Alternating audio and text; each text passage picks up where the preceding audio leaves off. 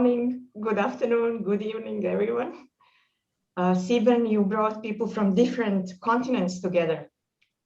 Good. And different time zones as well. And I'm really pleased to have Sebern today with us to answer your questions, to hear your comments. It was really fascinating interview, Sebern, and brought a lot of thoughts on what is the nature of trauma and what is the nature of our work and what we as neurofeedback feel, but also in general, all those who work with trauma and all those who suffer trauma, what we can do to make our lives better. And there is a lot that you have offered to us through your talk, and it was very generous to share your experiences as well. So welcome, Sebern, and welcome everyone. This is now open for your questions and comments, and definitely we'll have 1 hour with Sebern to talk, discuss, understand, and clarify things that we would like to understand better. I don't really have any opening remarks. Mariana, though, we were talking about this whole, we were talking a little bit about the phenomenon of catharsis, and particularly as we see it in bodywork. And there's always the hope that there are often very big events of consciousness, of remembering, of body memory that go on in bodywork. And they're such big events, they almost could be described as explosive. The body remembers, and it remembers in a very powerful way. And this is true, I think, across the board for people who do bodywork with trauma. And there's always the expectation. This has been such a release, an energetic release. I mean, that's really, we talk about it as an energetic release, right? There's been such a release that this should be over.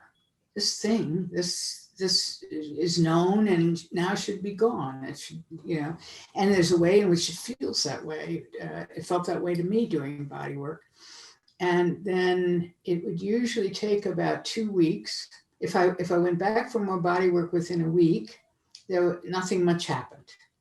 But on the second week after, I would go back and there would be yet another one of these explosions. And the way that I started to think about this was that the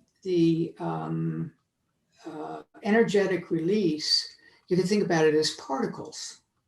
And when these particles went up into the atmosphere, but the density of my experience was so profound that it would gather most of those particles back. Some of them would be released into the energetic field, the greater energetic field, the theoretically benign field of the universe, and it would disperse, and it would disperse without harm.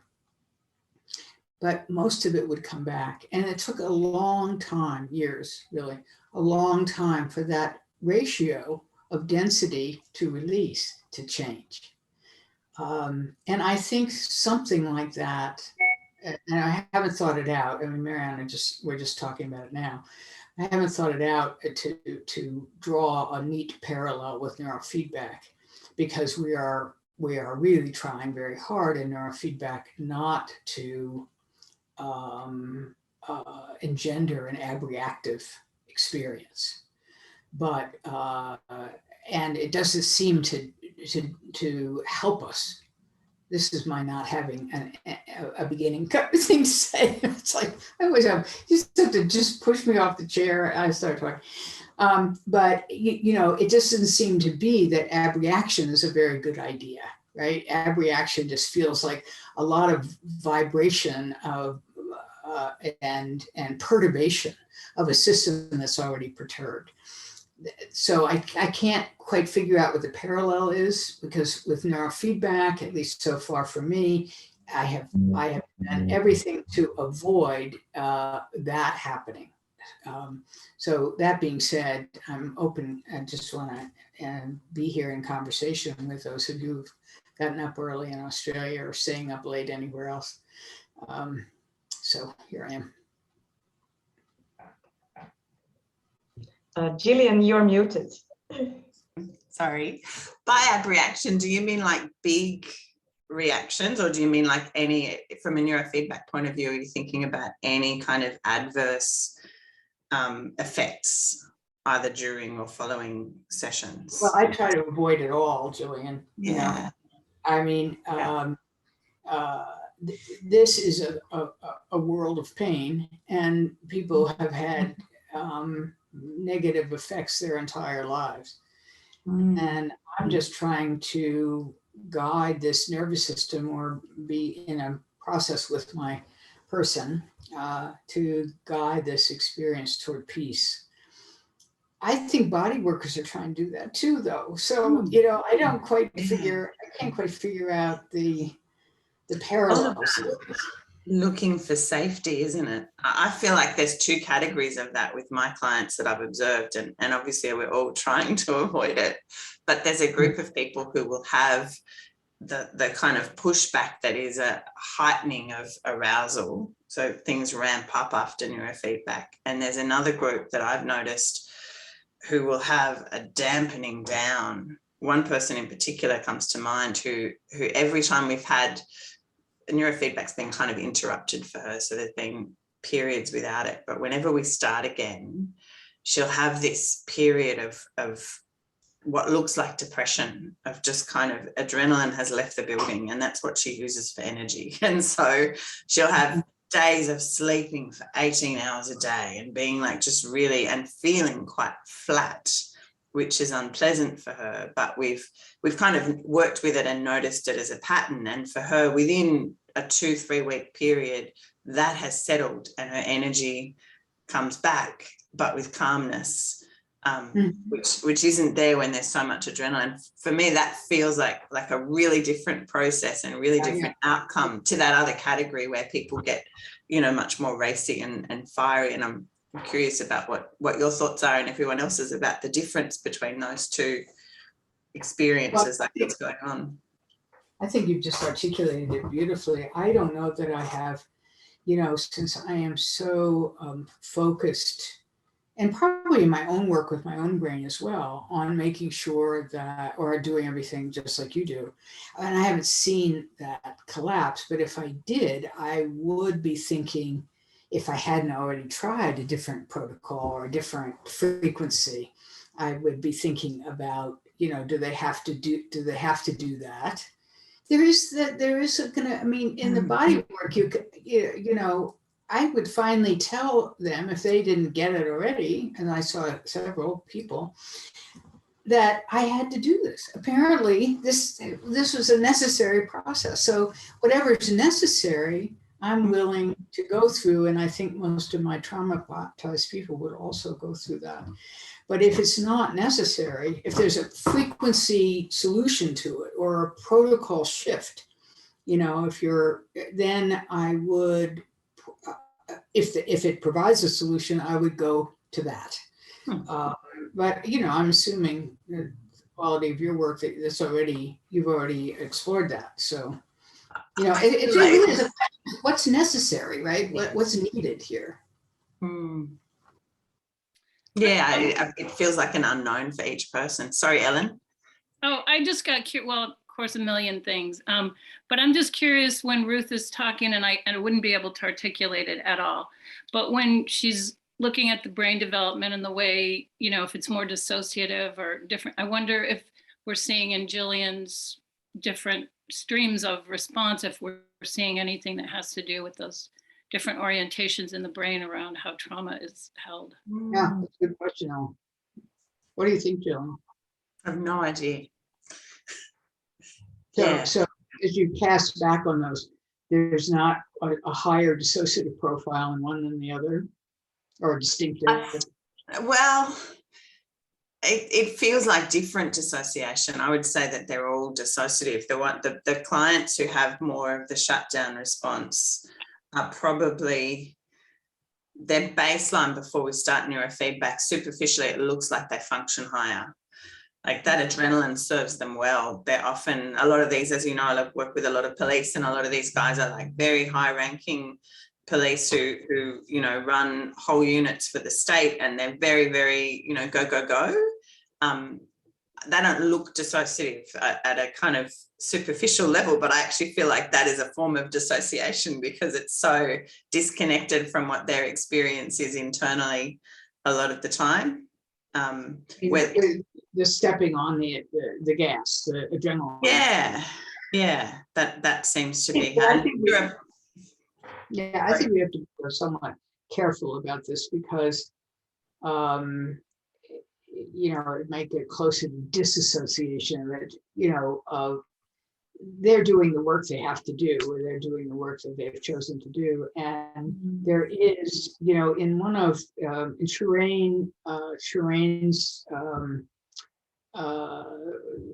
one of whose students gave a powerful talk, and they were looking at the brainstem, and they were looking at the vestibular nucleus, and they were looking at the PAG and the superior calculus, but they were also looking at the locus coeruleus. And so I looked at, and they didn't mention it.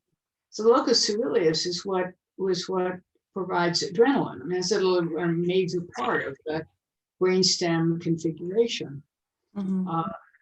So I mean, it's different. Even Ellen, even if it did mean that, what would you do? What would it make you think to do? Even if it was the economical or the accurate thing to say that this was a form of dissociation, would that change the way you'd approach it? Just off the top? You know, I don't think I have enough thought streams to have a construction around those variables. I was just curious, but I have to back up and say that I sort of can't relate to what you're saying about, I don't know if abreaction is too big a word, but I'm so used to thinking there's going to be pullback and that we're working with to shift one part of the nervous system and then there's a whole fallout from the rest. And so I don't know how to have a construction that we're not going to have that happening. Like, and maybe that's not what you're saying. Because you had the back and forth, I came in a little late, but the back and forth you're describing is what I'm used to understanding. And so to me, that's just part of the course. There is, okay, so this is really a semantic, and I don't want to get too caught in it, because I think that we have all talked about the brain returning to what's familiar. And what's familiar is a brain being run by the amygdala, now the PAG, right? It was the amygdala until a year ago. Now it's not anymore. It's now the PAG. If you're really up on your neuroscience, you don't talk about the amygdala anymore. It's hard. It's sort of a byproduct of the PAG. So, but what does seem to happen is that the former state reclaims the new state. That's the back and forth, right, Ellen? Is that a fair way to say it? Yeah. Okay. And that is going to be driven by the imperative of the animal brain, reptilian or mammalian or human, of survival. It's not convinced yet, this brain, that it is, it's okay not to be hypervigilant, not to be armed with the amygdaloid defenses, right, or the amygdala possibilities. So I agree with that. What I'm talking about is having somebody, what you may have come in late on was I was trying to draw, and I don't know if I can, I think I might not be able to, an analogy between the moments in body work in trauma where somebody a memory just forces this abreactive, you know, the person's body can literally come off the table. They can curl up in a ball, you know, all kinds of things can happen with this energetic release of memory. And I was looking at, and Jillian was trying to comment on, I think it was commenting on the what could be analogous in the process of neurofeedback. But you know, we'd have to probably go to alpha theta to even have that discussion, because at least in the parallels of the body work and the mind work, right?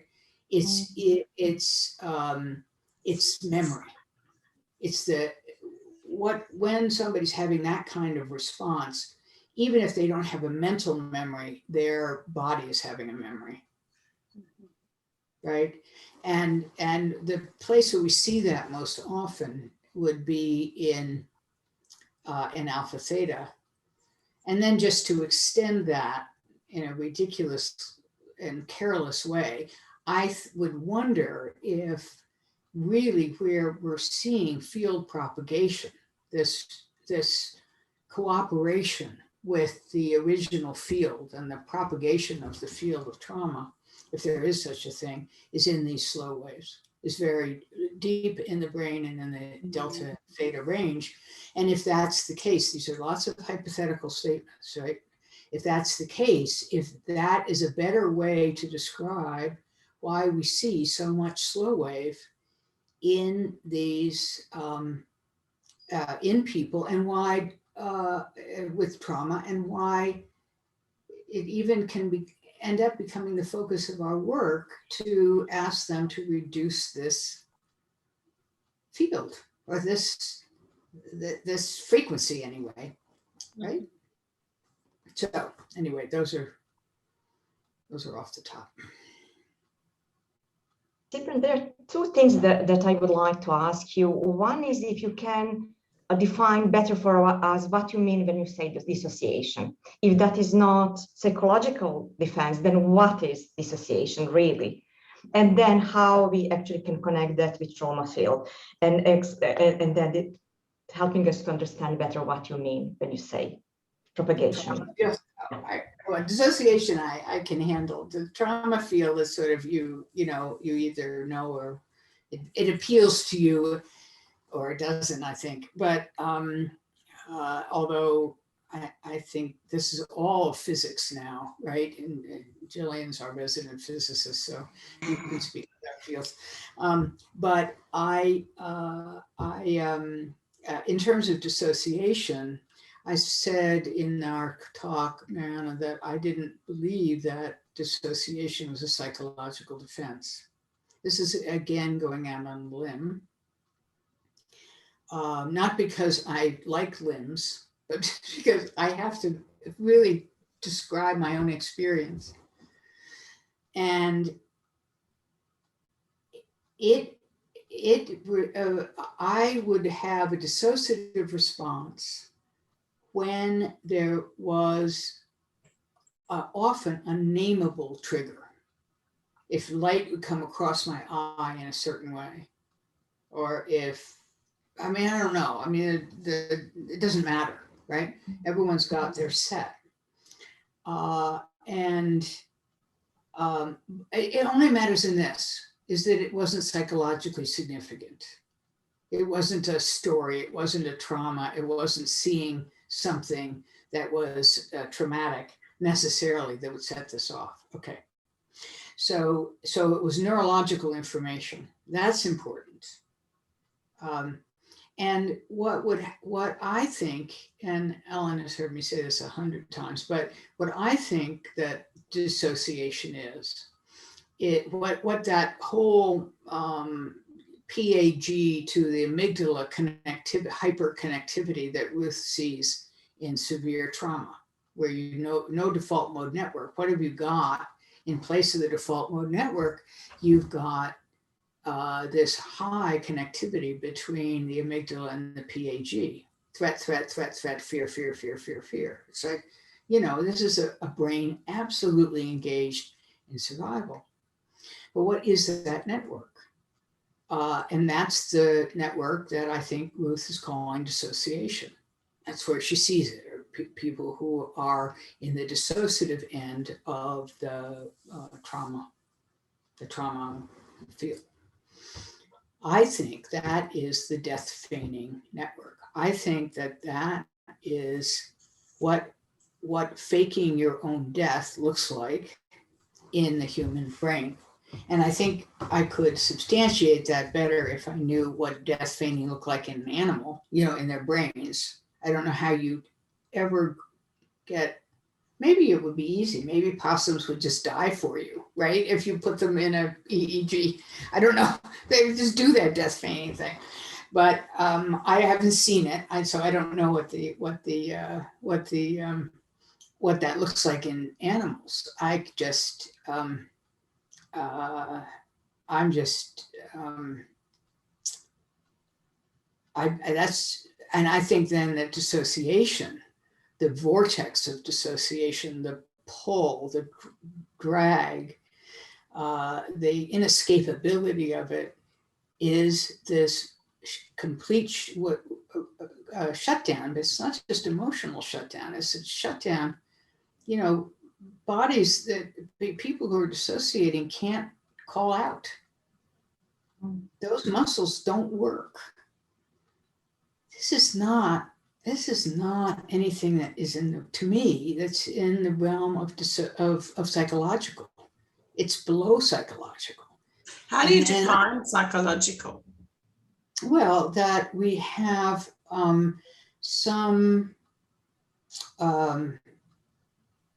just follow me for a second, because what I'm saying is that the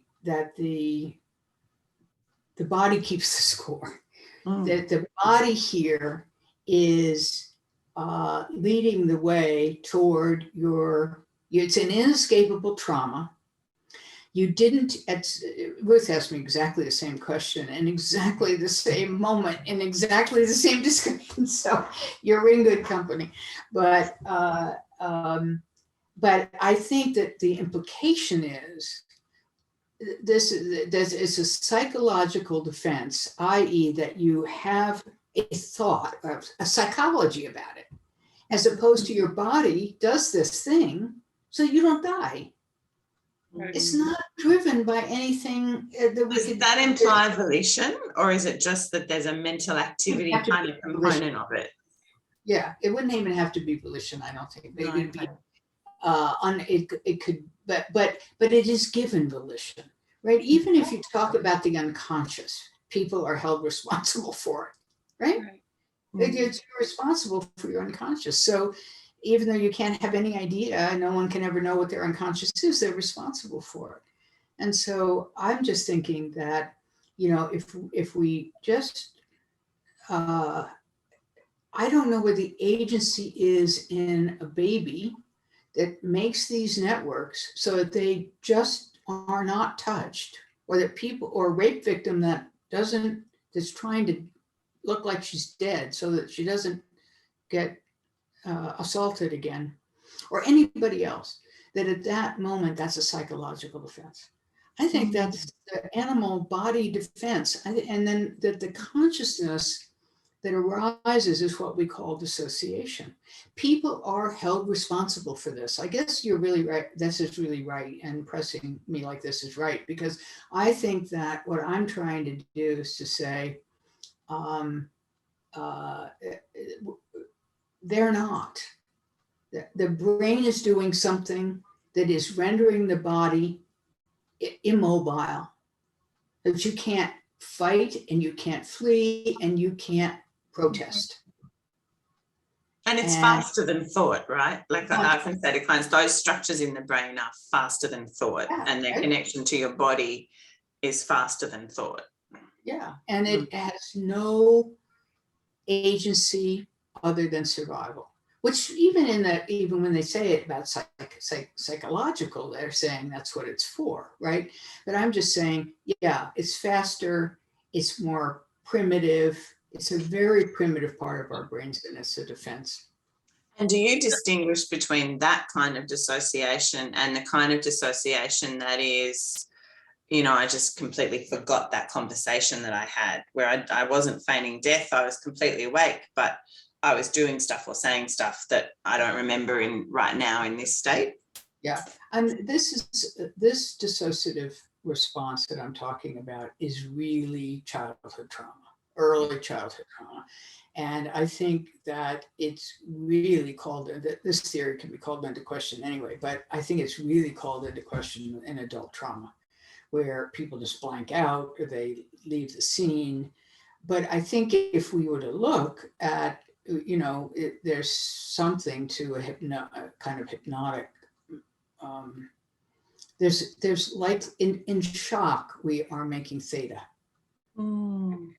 So even then, to think that you just don't have those kind of cognitive moments in theta, right? It's just getting people off the hook, Julie. And that's all that I wanted to do, is to say, no, let's not do more damage in all of this, you know, in the way that we describe people. And it's just too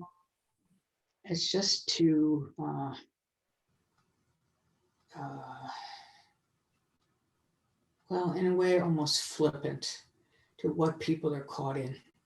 You know, people describe a vortex of terror, that's what they are dealing with moment to moment in their lives. And then we talk about a psychological defense when a physical defense. It's just not, it's not accurate enough. And you know, one of the things, I mean, why am I saying, you know, everybody, we all know that people, one of the things they feel the worst about is their lack of agency or their ability to both regulate their experience and do anything on their own behalf. Even if it was before actual language, you know, but I'm thinking when we're talking about psychological, I have the thought, are we talking about meaning making? But then even if it's physiological response, the body is making meaning, I suppose, if it's trying to defend itself. I had this really provocative experience maybe 15 years ago during some body work, very skilled body worker that I still work with some, but there was some pattern between my hip and my shoulder that had some kind of tension from a long ago, you know, events. And we both decided that it was a good idea to try to modify this. And so I was laying there, and then all of a sudden I had this incredibly clear, crystal clear, sentient experience that it was an experience like when you're walking down a hall and there's a door open and you walk by and you hear this really clear conversation for a minute, but you're not the one generating it, somebody else is having it, and you just hear this little piece of it. And I don't really know how to explain this, but I distinctly heard my hip and my shoulder intelligently conversing. I don't know how to explain the language because clearly, well, I have a tendency to be empathic. So, you know, it seemed to me in English because I translated it, but they were discussing this plan that I and the body worker had about changing this pattern. And it was very clear to me that they were not asking my opinion. And I'm saying they because there was this sense of two presences.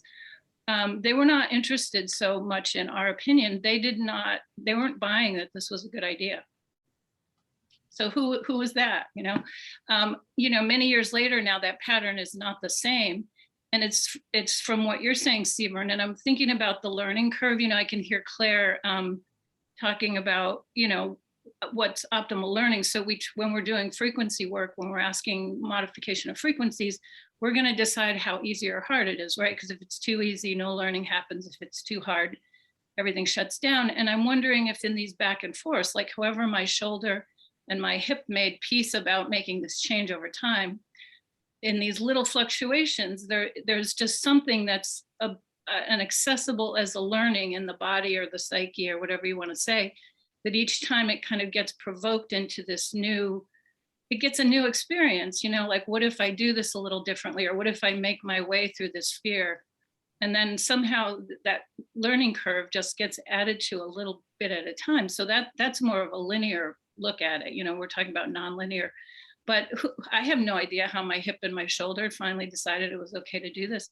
But it was very clear to me that they were not interested, in my opinion, about it at all. Very interesting, Ellen. Thank you for sharing that. Yeah. So yeah. I mean, this whole area is phenomenally interesting, and I guess what I'm striving to understand in my own process, and as a therapist and as someone who would make referrals for body work, but also, you know, just what is the nature of this experience truly.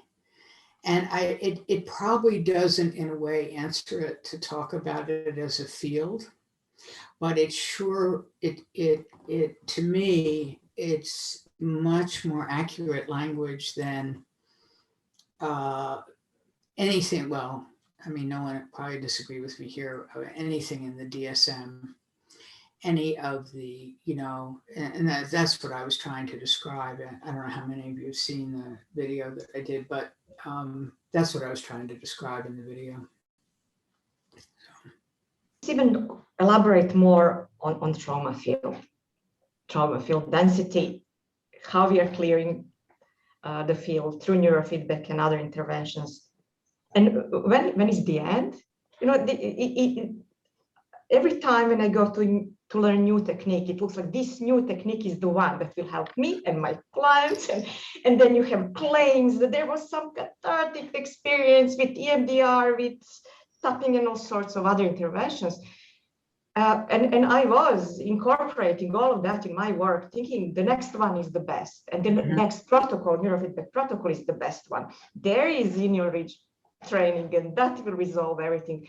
And it never does. It does add something in resolving trauma field, but until that's resolved, it's not. There are pieces that we are clearing, and then something else is happening, and there is new drama.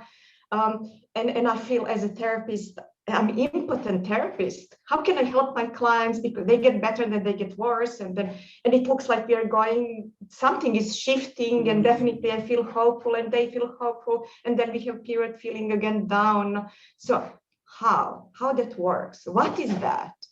And when we can say it's enough, now we are clear. If I answer that, will you nominate me for the Nobel Prize? Because that's what it would require, right? I have no idea, except stay with it. And if we understand how vast it is, and that's the difference between a field and a brain, right?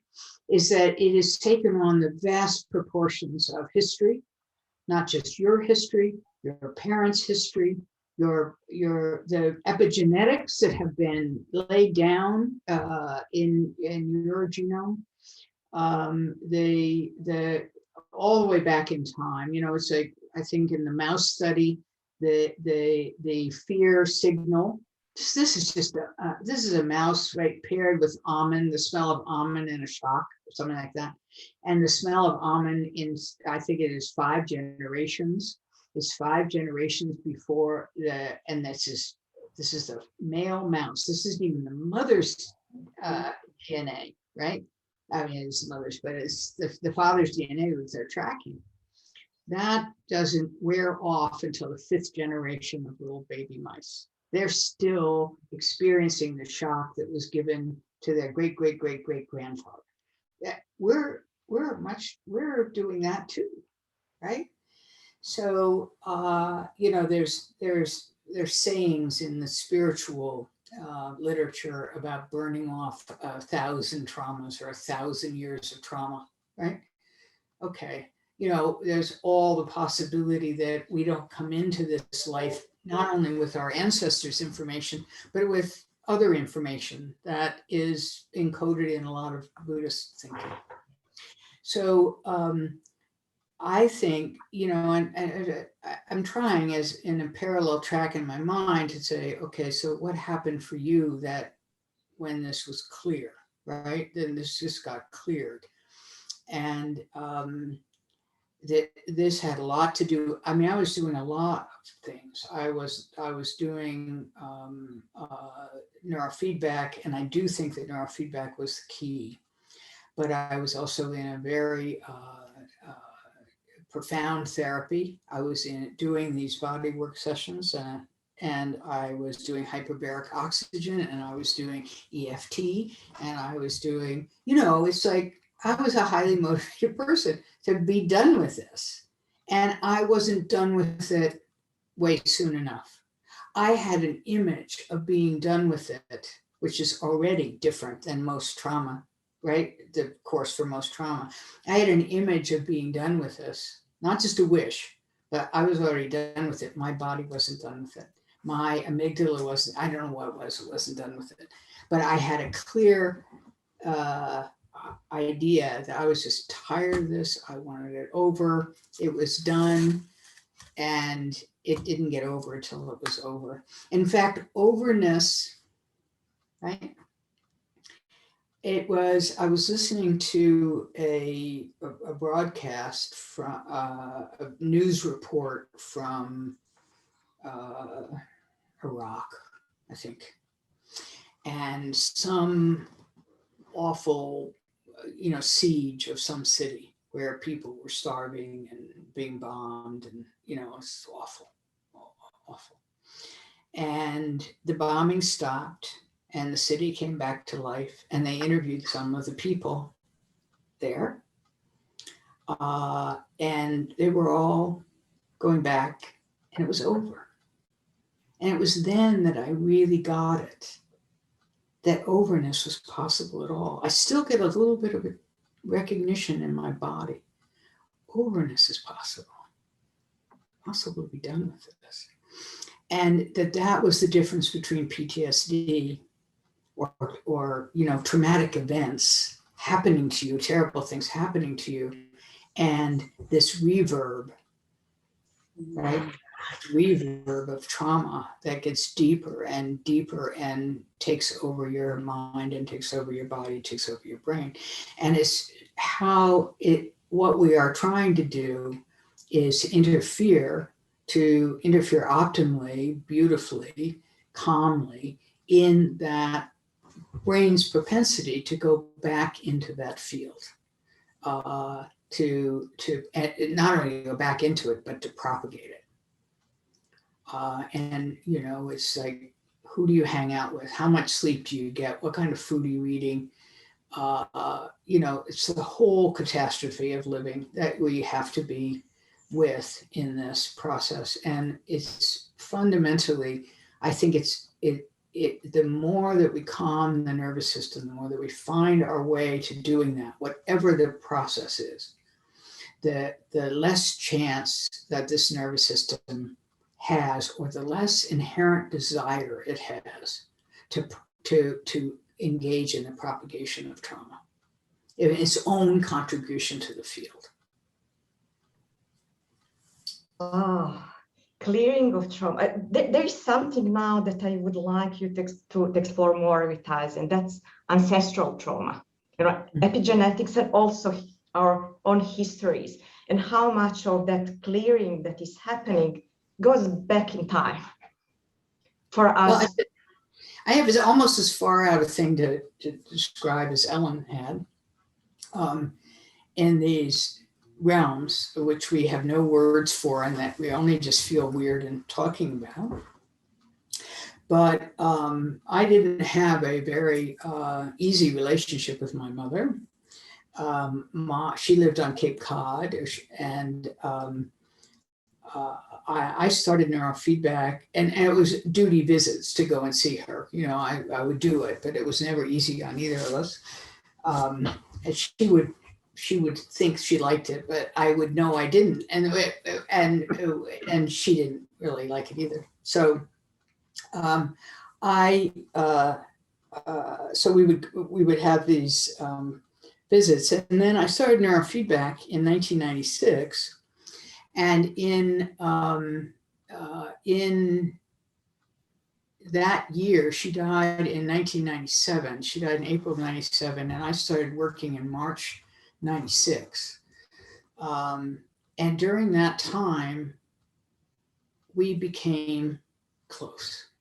I had my first experience of being close with my mother.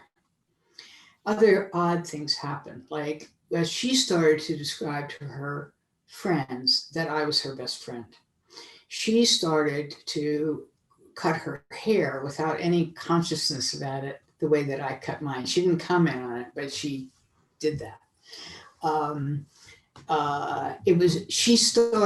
She had to organize a daytime class for Tai Chi. She was 80 years old. Okay? And she identified me as the one on the spiritual path, but she wanted to learn Tai Chi. So she organized, and the very last time that I saw her, this really, I guess I'll start to cry. The very last time I saw her, she said, "Sebes, do you want to see my forms?" She showed me her forms. I can't tell you how out of the norm that was for my mother. To share like that, to make herself vulnerable like that, to be interested in the spiritual dimension. That had to have been my mother and me, this cross-generational hookup. And it was through my organizing my brain that her brain started to organize. And I'm convinced that's true. So do I think that you could go back in time with this? I think we're always healing the generation before us and the generation after us. You know, what that mechanism is. You know, if it's only release from our angst, if my mother is only released from my misery and my angst, right? Even if she's dead, or my father who died when I was quite young, even if that is all it is in some energetic field, because we're talking about energies, we're talking about frequencies. Those have no limits. Those go on forever.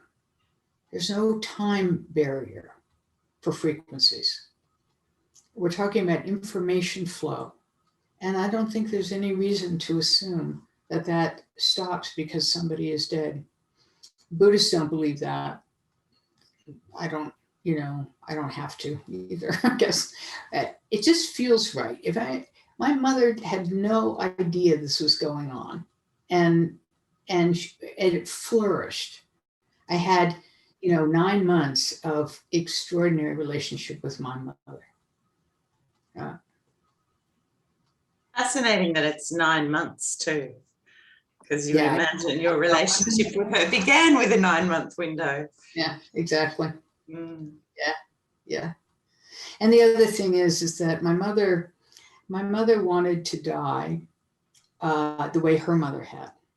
Now, this may have just been her, and I had no part in this, no release from me or energetic communication or whatever. But she wanted to die the way that her mother had, and her mother had died in her sister's. She was with her friend, and she died in her sleep. My mother turned, and her mother was 81. My mother turned 81 that April, in the 9-month period, or 10 months, whatever. I mean, I don't know if it was exactly that beautiful, but so close. And when she visited a friend in a nursing home, and she was talking with another friend who was driving her back to his place. They were going to have lunch and watch a movie. And so they did that. And she was saying on the way that how much she didn't want to end up in a nursing home, and how she didn't ever want to leave her house on the Cape.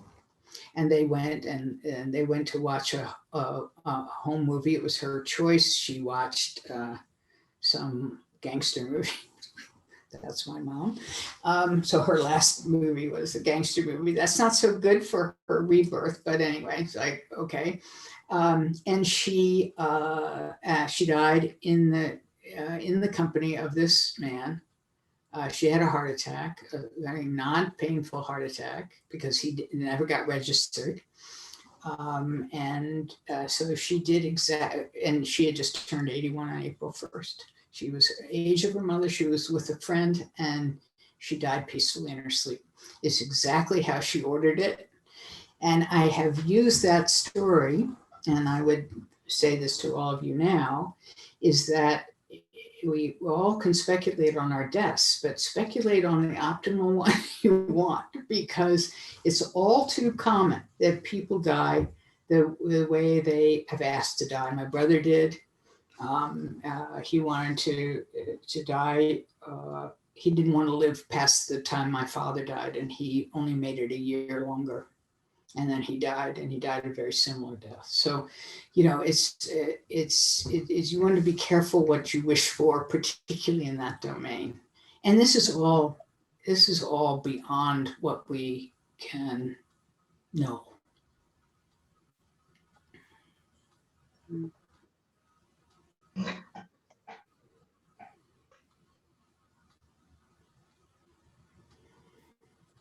Oh, Sebern, this is very, I think it's very emotional for all of us.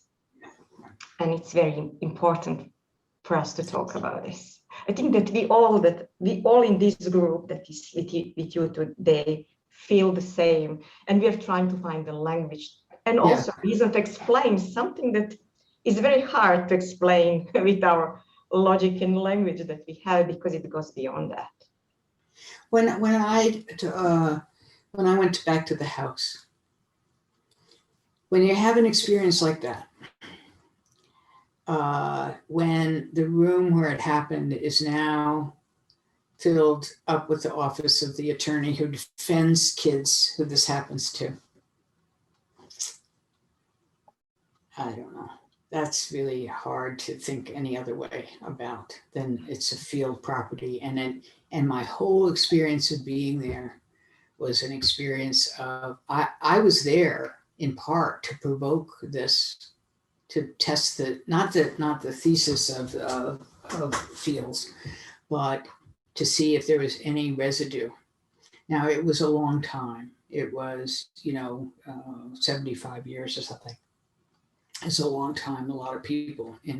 But the first time that I sent a letter to go back there, which was prior to the writing of the memoir, I sent it to the wrong address.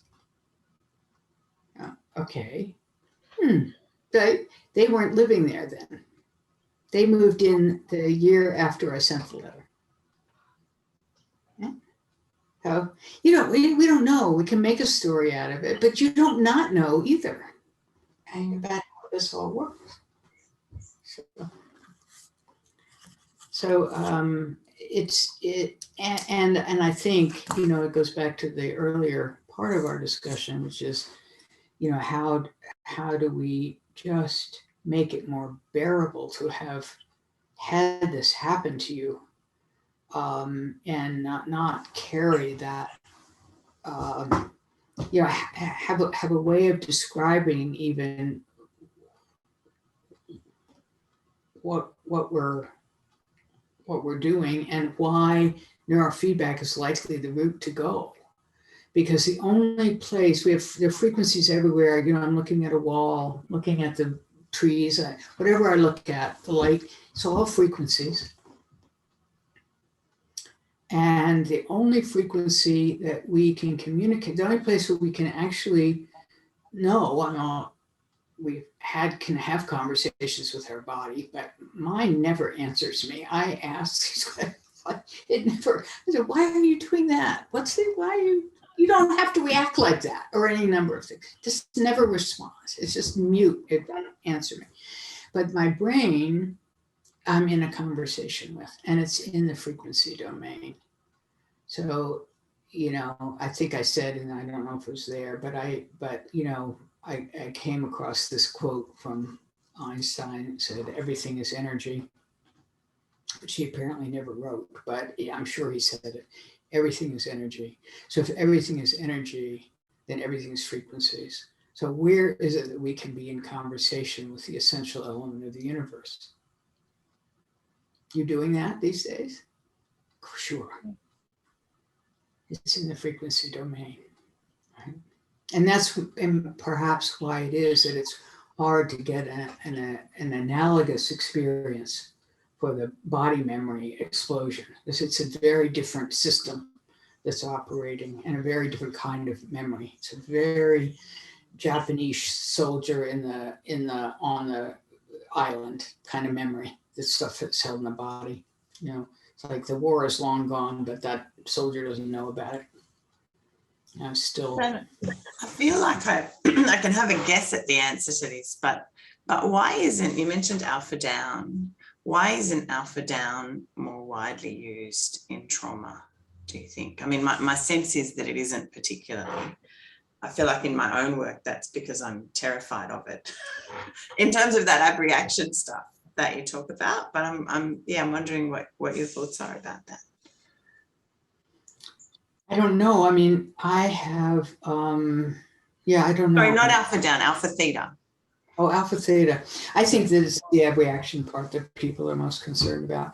But that can happen, of course, C4 till 15. So, but I don't know, I'm guilty of that. And I'm just starting up work much more now with alpha theta with people because I think that particularly once people have the possibility of containing experience, it's just it's a vastness of it. It's really an unknown arena.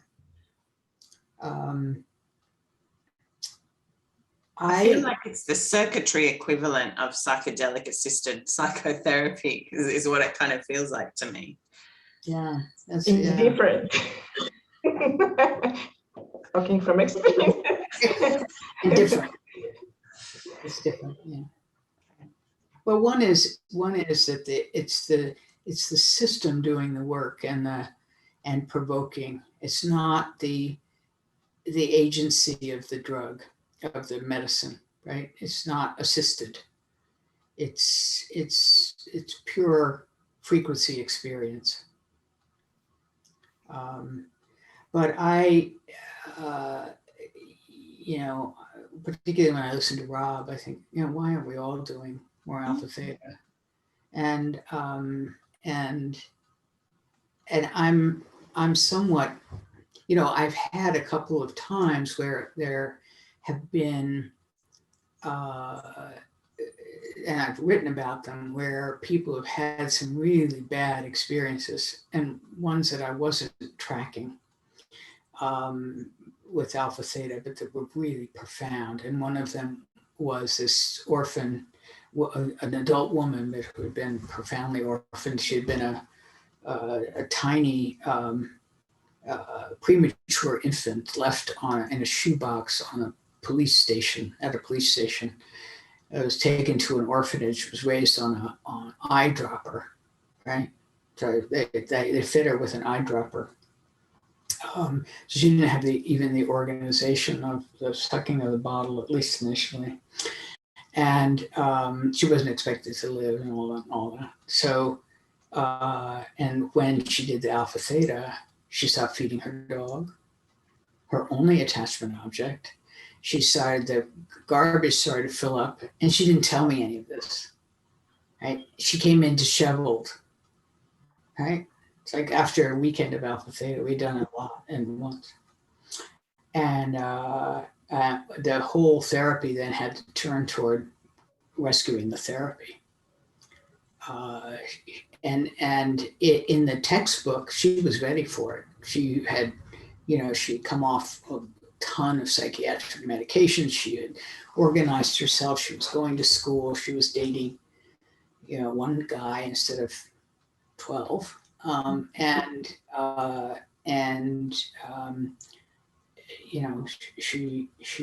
were ready for the next level.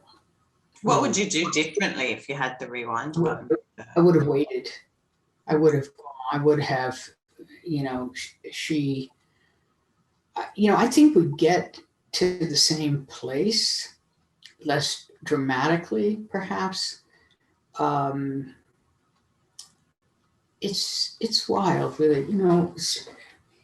When you've seen this, right? When you regulate arousal, and when it actually works, and sometimes it just doesn't, we can't find our way, people don't even end up needing to talk very much about the trauma. It changes to a different focus about, how I was saying earlier, I think, is how much time has been spent having to deal with this grief over they're now 60 and they're waking up for the first time. They're in their bodies for the first time. All of that stuff. And then the premise in a certain way of alpha theta is a little undercut. that you need to go into it. The trauma premise, right, is that you need to find these memories that are stored and they're coded in these slow domains, and you can't get better without knowing what's there. Maybe that's true, depending on what better means, for any individual. I never had any kind of, I never had crossover. My alpha and theta would come, they'd touch, and they would continue their own paths. I would never cross over. I had some powerful dreams, and I couldn't tell you where alpha theta, what part alpha theta played in my clearing. It clearly didn't come up as the most prominent thing in this discussion, right? That doesn't mean it wasn't even a bigger thing than I think it was. But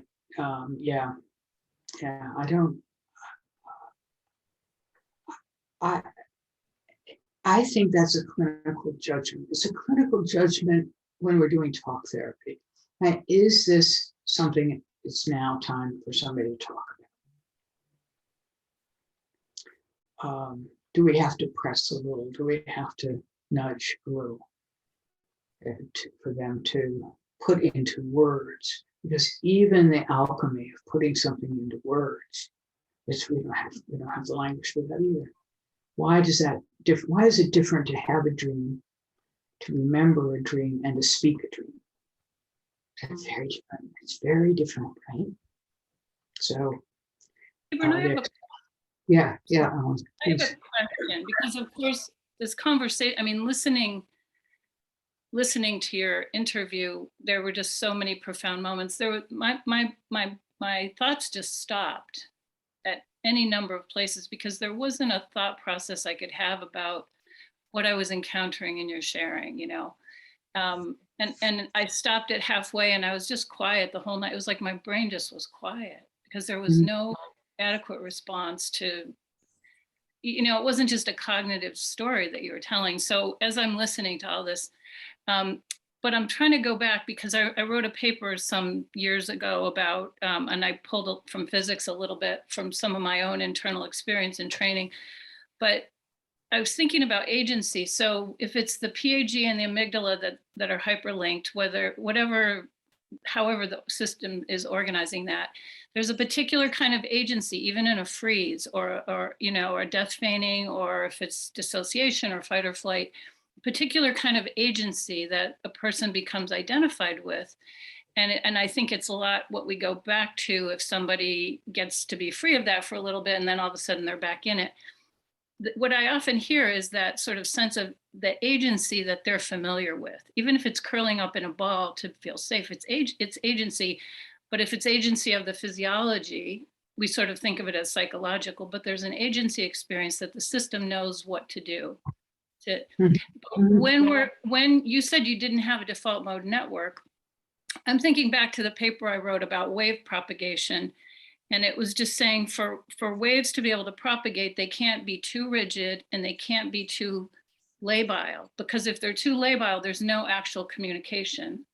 If they're too rigid, there's no communication. They're just stuck. And so with one way or when in a trauma state with the PAG and the amygdala hyperlinked, there's a certain kind of communication and agency for that nervous system. And one of the biggest things I think I see in this back and forth is if someone lands for a little bit outside of that, just for a little bit, the system begins to incorporate what agency, whether it's the physiology, the psychology, whatever you want to say, the interpersonal moment, with the therapist, there's for that moment, the default mode network has to be the new agency, although that's not really focused towards accomplishing something, but it's a being state that's safe, right? You said you didn't have a default mode network. So how did you begin? Did you go through having a self? Because now you say that you're actually don't.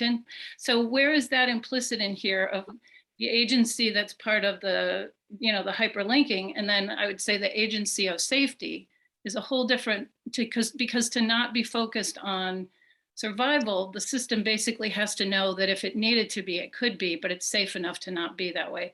There's a whole other sense of agency, and that's default mode network, right? So is that what we're trying to figure out? Like, how did that come online? What's the back and forth? What's this trying on agency, which is another word for safety?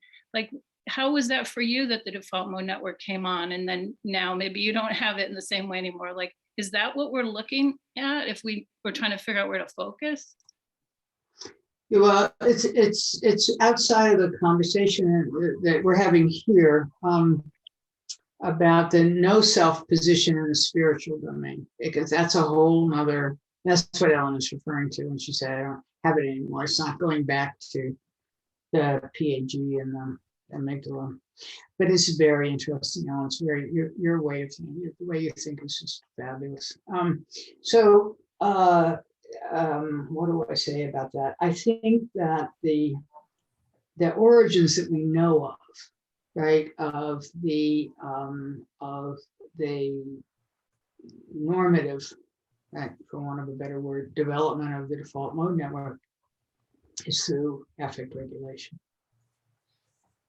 The opposite of affect regulation is this lock between the amygdala and the PAG. That's survival, that's not regulation. That's just, and that's tuning, that's constantly tuning to fear stimuli, that is picking them out. It's amplifying things into fear stimuli, depending on how bad off it is. I mean, you know, all this stuff. So I think that everything that we're doing as therapists and as neurofeedback practitioners is providing this nervous system with the, at least, I don't know who's had this childhood. It was called normal.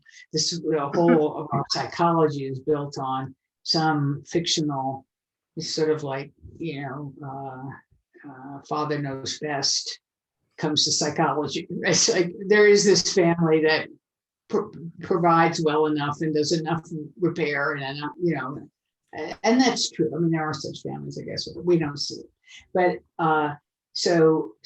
but that is all of psychology really, I think now is built on the understanding that these structures come online. This is really more sure even than Ruth. These things come online via affect regulation. And we are providing that information, that soothing, that comfort, attunement with ourselves as therapists, but even more so, I think, with this added possibility of saying to the brain, you don't have to do this habitual thing that you've done. You know, there's another spot to be in, and that the best language that I have for that, and what actually happened for me in this whole process, was hands-on, calming down, voice on, presence there. The whole, everything was brought to bear on quieting an erupting nervous system, and then I felt. And that was the process, and that just took whatever time it takes. It took. I mean, you know, and I do think, I mean, the less rosy part of this is that I do think that even now, if the conditions were right, I could default to the early survival mechanisms. It's just the way we are built. And the conditions, no, the threshold for those conditions is completely different than it was even 5 years ago. But when Donald Trump was elected, there were a whole slew of people throughout the world who had these histories, who had a very, very rough time. And it was the absolute betrayal of trust and putting somebody in charge who was a rapist and a liar. And that was a little hard for a lot of nervous systems to take, who needed to feel some sort of fundamental safety in the world. And that then was enough of a condition for me to have to deal with this stuff again. And, you know, I tried to do this only in talk therapy. It didn't. I wanted to believe that I could do this with understanding it and talking it. And then I finally said, I'm going in and training. I went into my office. I trained my brain, and I was, oh, great. I don't have to deal with this crap. It's a two-way street, right? Because you mentioned that network can only come online through affect regulation, but affect regulation can only happen if that network's online, can't it? Well, right, but that's what we're doing, and a soothing voice is different than a voice yelling at you, right? So it's the external stimulus of being soothed by another that lets that network come online, so then there can be self-regulation. Yeah. Right, exactly. So Mariana, I'm sorry to interrupt. Mariana was saying, you know, so what's the role of the therapist? The role of the therapist is exactly that. Presence, quieting, comforting presence, and helping you understand why you might feel this way. Oh, everything that's validating and comforting. And sometimes that can be a very stern or firm or loud voice just to get through, right? So it's not necessarily always just being sweet or loving. You know, sometimes it has to be a very clear signal that no, you're not going to do that, right? It's like the things that you know, my patients have proposed. No, you're not going to do that. And the no is as important as the come here, and I'm, you know, we're in this, and I'm here, you know, and I get it. I just get it. We have one question from Yasmina, or comment. Yes, a comment. I want to thank you, Sebern, for sharing your story with us, and especially the part where you talked about entering the room and seeing the poster with that basketball player and the guy. That resonated with me very much, because you talked about symbols. I think when we are talking about trauma field, it's beyond symptoms. It's more about kind of symbols, some kind of language. And I want to ask you, do you think, are we supposed to learn that language to realize what it is? Is it just about symbols? I don't, you know what you're saying. You've had this experience, right? I judge that. I guess that because you know how important that was. This is frequency, and frequencies are going to resonate in the symbolic realm. They're going to resonate in it's information, right? It's information, and but I don't know how that got there. I just know that I couldn't ignore the fact that in this room where these people who were supposed to take care of me and then abused me, they were over my head. I would hear their footsteps, and I would, I would have to be panicked. That there was now this feminist, Black, beautiful basketball player who loves his children and who does neurofeedback. How did I get in the room? Have they in the room across the hall from the room where this guy's office was, who defended children who were abused and who said in the most heartfelt way, it was harder to prosecute. It was easier to prosecute child murder than child abuse. And he was talking about what he felt for the kids. You know, right? Yes. Yeah. Yeah. So keep smiling. You're on the way, right?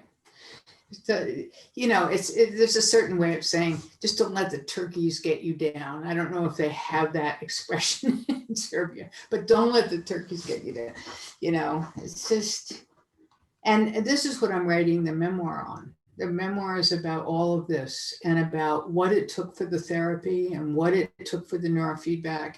And ultimately, I can't answer the question. You know, ultimately. As I have heard that in an interview, I knew it is not the story. Somehow you know that. Yeah. I think we all know each other, right? Yes. Jasmina, where are you calling from? Where are you Sorry? right now? Where are you? Serbia. She's in Serbia. This is 1 o'clock in the morning, 2 o'clock in the morning? 2, yes. Yes. I think it's probably time for you to go to bed and for all of us to end our conversation. This has been quite something. And obviously there's a whole lot more that we could talk about, right? But I think really, if I get right down to it, it is, let's just find the deepest understanding we can of what trauma is, what the toll it takes, what a massive and vast field it is, that it is not personal, that it is in everyone who's experienced this, and that our job as individual, as therapists, as in groups together like this, is to do everything that we know, and obviously neurofeedback, to quiet the propagation of these frequencies and the propagation of the field. And I think we can do it. I think we are doing it. I think we have one last comment from Debbie before we finish, if that's okay with you. Oh, absolutely. Absolutely. I'm sorry, Deb, I didn't know you were here. I knew you were here. I didn't know you were. I just wanted to say something about clearing trauma rather than healing trauma, and the word field, because I have experienced that very recently. I understand exactly what you're talking about. And when I hear the word healing trauma, I don't know what it is, because as you said, trauma just takes over the individual. So when I hear healing trauma, I'm like, where is the place? What is the thing that we're healing? I have no connection to that word healing. What happened to me was, and I didn't know this was happening to me, but sometime in the last 6 months, I realized that very significant, severe traumas that I've experienced as a child and an adult that would have triggered me and collapsed my brain, and my body would have went crazy. They just don't anymore. I mean, they just don't. They have, the reason I like the word clear, because that's exactly what happened to me. It cleared. It didn't heal, it cleared. And there's a bit of a mysterious element to it, and there's a bit of a sacred element to it, because on the one hand, I can't even believe that they're gone, and they are like, and this has been for months, and I've had chance to be triggered or activated by them, and I just don't anymore. So that, and it does feel like a field. It does feel like that. It's like my internal and external landscape was trauma. So there wasn't a spot to heal, but the whole thing cleared. And the other thing I wanted to say is, I think how neurofeedback, maybe for me, made this happen was when I started with my current provider early on. He said to me, your brain and your nervous system developed in an environment of abuse, neglect, and chaos. That's how it developed. And he said, I want you to think about a tree trying to grow up like this, up straight and out with beautiful branches. He said, for your brain and your nervous system, imagine that as you were trying to grow, something heavy came. He said, imagine something heavy falling on a tree, and the tree, in order to stay alive and to grow, had to go around that heavy thing, adjust, and kind of reorganize itself. He said, then imagine something else fell, And then your brain had to keep going around that, reorganizing and adjusting. And he said, that is what your brain and nervous system really is. And when he said that, I had tried all kinds of body-oriented and sensory practices to get into my body, and they didn't work. But for some reason, when he said that, I dropped right into my body. And what was in my head was, I'm not bad. I'm not bad. This was my brain, not me. And then he talked about, so what we're going to try to do with neurofeedback is we're going to use these protocols, and really in a way it's very simple. We have just been working on quieting arousal. I haven't done alpha theta, I haven't done alpha. It's just quieting arousal. He said, we're going with neurofeedback, we are going to try to unfreeze. We are trying to take that weight off the nervous system. And I think that's how I cleared. And he was a big helper. He was a big helper. That was the other thing when we talk about this. It is certainly neurofeedback and the protocols, but as much and maybe more, it is the relationship, in that he knows how to be with me, how to talk with me, and teaching me, showing me how things are changing, that I would not be able to see myself. And that comes from working with someone who cares about me as a person, paying attention to me and my life. So it's very much the relationship. As soon as that person enters your life, the field is beginning to change. Mm-hmm. Yes. But it can never change radically enough because it is propagating in the brain without neurofeedback. So this is why I think we're doing it. Would you agree with that, Debbie? Yes. Yeah. Mm-hmm. And the other thing I do, it's persistent neurofeedback. I still do it. And the psychoeducation, oh my God, the psychoeducation, not just got rid of stigma, but it gave me a sense of being in control of myself, because it's my brain, it's not me. So I can take care of what is the process that I need to do to work with my brain. And he also reminds me of, sometimes I have a little bit of, he says, we're not trying to get rid of the threat response completely. He said, we need the threat response. So if your threat response gets activated, don't be afraid of that. Trauma patterns run very deep. Remember, you always have neurofeedback to bring you back. So that really helps me, that he doesn't say we're trying to be perfect, trying to flex and flow. That's right. That's right. Terrific.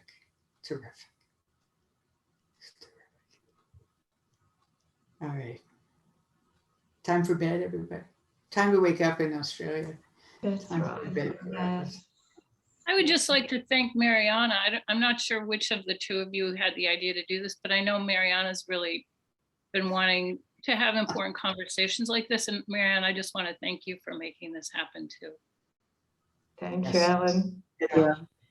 Oh, this is really very emotional for me as well. It's beautiful to see how we gather together from all around the world to talk about something that is so relevant for everyone, and especially at this time with all that is happening, it's even more important for us to keep working on clearing, because that is affecting not just our lives, but lives of people around us, and that's what is helping me to think about importance of, let's just keep doing this job. It's important one. Sebern, thank you so much for your time, for your dedication to neurofeedback field, for who you are. You really, my life would be different without you, and I think for many of us, and I'm talking not just about myself, but many of us. Thank you. Thank you. And many hundreds of our clients. Yes. Thank you. Thank you. And thank you, Jasmina, for staying up until 2 a.m. And joining us. I really appreciated meeting you. Okay, let's say goodnight. Good morning. Night, everyone. Bye, everyone.